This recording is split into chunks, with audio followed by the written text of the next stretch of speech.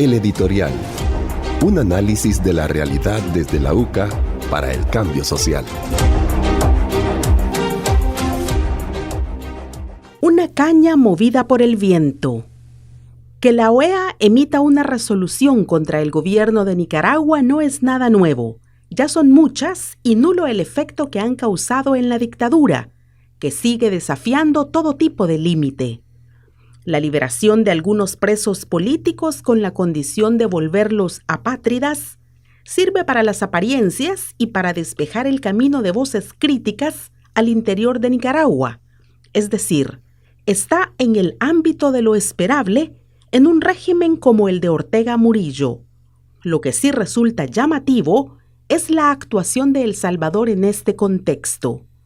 En su resolución más reciente, firmada el 11 de octubre y titulada Rechazo a las medidas represivas del gobierno de Nicaragua contra instituciones educativas y la Iglesia Católica en ese país, la OEA condena el cierre de la UCA de Nicaragua y del Instituto Centroamericano de Administración de Empresas y expresa su preocupación por el encarcelamiento arbitrario de sacerdotes como el obispo Rolando Álvarez, así como por la expulsión del país de decenas de clérigos nicaragüenses y extranjeros.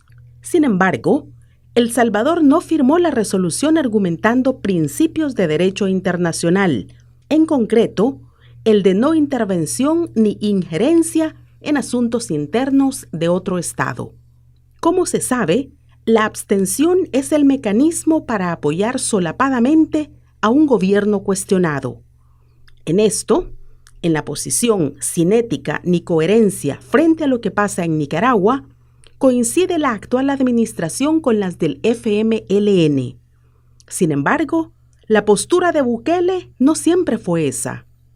En su campaña electoral, el entonces candidato calificó a Nicaragua de dictadura y por esa razón no invitó a Daniel Ortega al acto de toma de posesión. En su resolución del 12 de noviembre de 2021, la OEA descalificó las elecciones en las que se impuso Ortega por considerar que no fueron libres, ni justas, ni transparentes y que, por tanto, no tenían legitimidad democrática. El gobierno salvadoreño fue uno de los 25 países de los 34 que conforman la OEA que suscribió esa resolución. El cambio vino en agosto de 2022. Ese mes, la OEA emitió otra resolución condenando el hostigamiento a la Iglesia Católica, la persecución a la prensa y a las ONG, y exigió al gobierno de Ortega que liberara a los presos políticos. Sin embargo, El Salvador se abstuvo de firmarla. En junio de 2023, la OEA sacó una de las resoluciones más unánimes sobre Nicaragua. 32 de los 34 países, incluyendo El Salvador, constataban el agravamiento de la crisis política y humanitaria y expresaban preocupación por un escalamiento en la represión. Desde la perspectiva de los derechos humanos, la ética y la decencia, lo de Nicaragua es indefendible. Más de 220 periodistas nicaragüenses están en el exilio.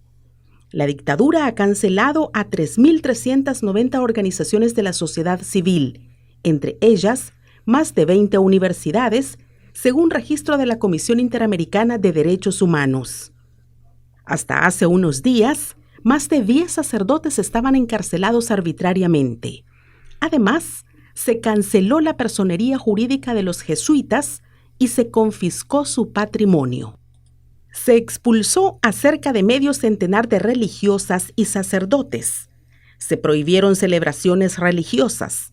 Se clausuró al partido indígena Yatama y se encarceló a 2 de sus dirigentes, y un largo etcétera de excesos y violencias.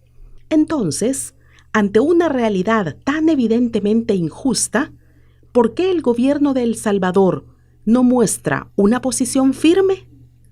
Es claro que la volatilidad es una característica esencial de las posturas presidenciales. Bukele hoy dice una cosa y mañana hace o dice lo contrario. En campaña prometió aumentar el FODES para los municipios, pero siendo presidente, lo redujo al mínimo.